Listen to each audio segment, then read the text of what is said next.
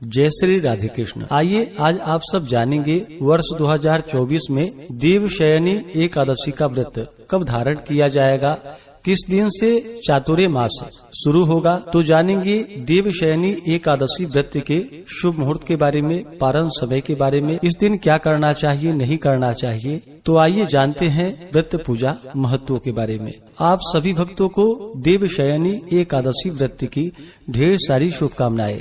आषाढ़ मास शुक्ल पक्ष की एकादशी को इसे देवशयनी एकादशी और विष्णु शयनी एकादशी के नाम से जाना जाता है। देवशयनी एकादशी के दिन से ही चातुर्य मास की शुरुआत मानी जाती है, जो कि 4 महीनों के लिए सभी प्रकार के शुभ और मांगलिक कार्य बंद हो जाते हैं और फिर कार्तिक मास शुक्ल पक्ष की देव प्रबोधनी एकादशी के दिन से शुभ और मांगलिक कार्य जो कि शुरू होते हैं।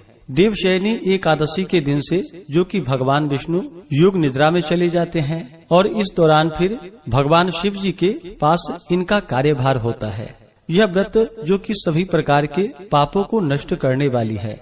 देवशयनी एकादशी के दिन शेष शैया पर विराजमान भगवान विष्णु माता लक्ष्मी का पूजन करना चाहिए। आषाढ़ शुक्ल एकादशी को इस दिन जो कि उपवास करके सोना, चांदी, तांबा या पीतल की मूर्ति बनवाकर उसका यथोपलब्ध उपचारों से पूजन करे और पीतांबर से विभूषित करके सफेद चादर से ढके हुए गद्दे, तकिया वाले पलंग पर शयन करावे भगवान को। उस अवसर के 4 महीनों के लिए जो कि अपनी रुचि अथवा अभिष्ट के अनुसार नित्य व्यवहार के पदार्थों का त्याग और ग्रहण करे, जो कि चातुर्य मास व्रत होता है। तो इन 4 महीनों के लिए जैसे मधुर स्वर के लिए गुड़ का, दीर्घायु अथवा पुत्र पौत्रादि की प्राप्ति के लिए तेल का, शत्रु नाश के लिए कड़वे तेल का, सौभाग्य के लिए मीठे तेल का और स्वर्गादि प्राप्ति के लिए पुष्पादि भोगों का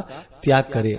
देह शुद्धि या सुंदरता के लिए परिमित प्रमाण के पंचगव्य का, वंश वृद्धि के लिए नियमित दूध का, कुरुक्षेत्र आदि समान फल मिलने के लिए पात्र में भोजन करने के बदले पत्र का और सर्व पाप क्षय पूर्वक सकल पुण्य फल प्राप्त होने के लिए एक भुक्त नक्त व्रत या अयाचित भोजन या सर्वथा उपवास करने का व्रत ग्रहण करना चाहिए।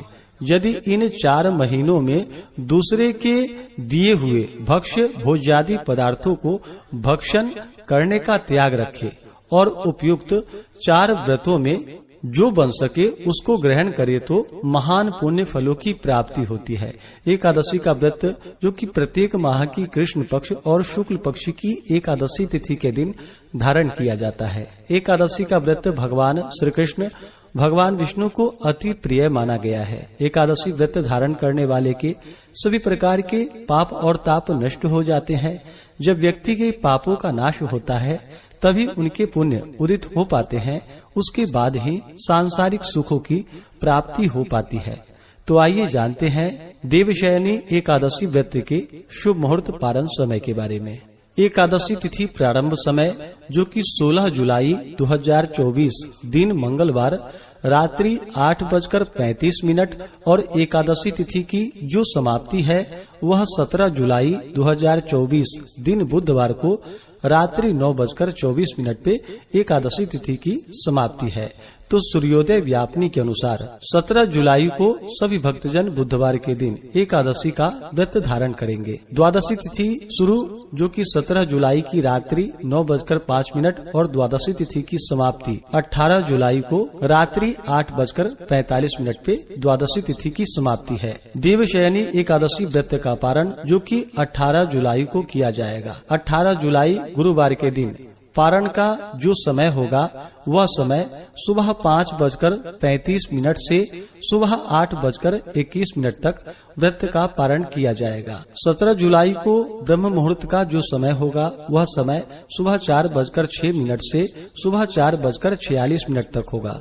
सूर्योदय का समय सुबह 5:18 और सूर्यास्त शाम 6:49 होगा।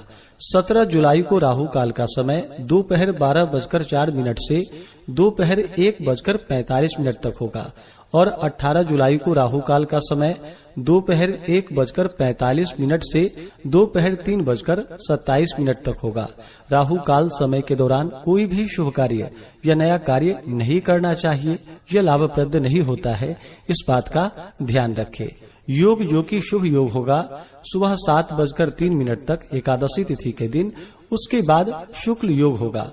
नक्षत्र जो कि अनुराधा नक्षत्र रात्रि 3:13 तक, उसके बाद ज्येष्ठा नक्षत्र। जो भी भक्तजन एकादशी का व्रत धारण करने वाले हैं उन्हें दशमी के दिन से ही व्रत में नियमों का पालन करना चाहिए। दशमी तिथि के दिन सुबह उठ करके स्नान करके दशमी तिथि के दिन जो कि सूर्यास्त होने से पहले ही भोजन ग्रहण कर लेनी चाहिए। रात्रि में ब्रह्मचर्य का पालन करते हुए भगवान विष्णु एकादशी व्रत का स्मरण करते हुए सोना चाहिए। एकादशी की सुबह उठ करके नित्य क्रियाओं से निवृत्त होकर के गंगा नदी में या घर के नहाने के पानी में थोड़ा सा गंगा जल मिला करके स्नान करना चाहिए। शुद्ध वस्त्र धारण करना चाहिए।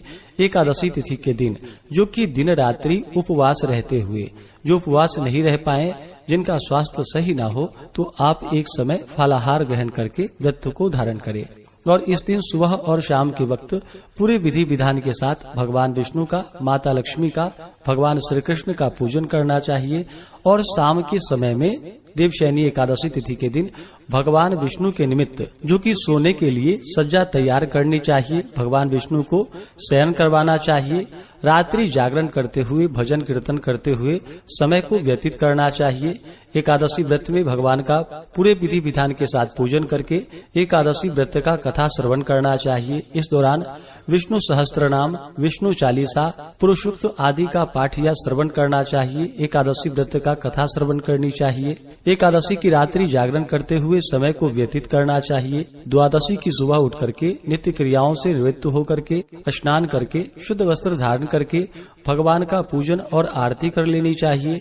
इसके बाद ब्राह्मणों को भोजन करवाए, ब्राह्मणों को दान और दक्षिणा दे और फिर समय के अनुसार व्रत का पारण करना चाहिए। ब्राह्मण को भोजन नहीं करा पाए, दान देने का समय ना मिल पाए, व्रत का पारण पहले ही करना हो, तो ब्राह्मणों के निमित्त जो भी आपसे बन सके अन्न वस्त्र उनके निमित्त निकाल करके रख दे और फिर बाद में जाकर के आप ब्राह्मण को प्रदान कर सकते हैं। इस प्रकार से जो भी भक्तजन व्रत को धारण करते हैं तो उनके सभी प्रकार के पापों का नाश होता है और अंत समय में भगवान विष्णु के धाम की प्राप्ति होती है। तो आशा करता हूँ कि यह जानकारी आपको अच्छा लगा हो।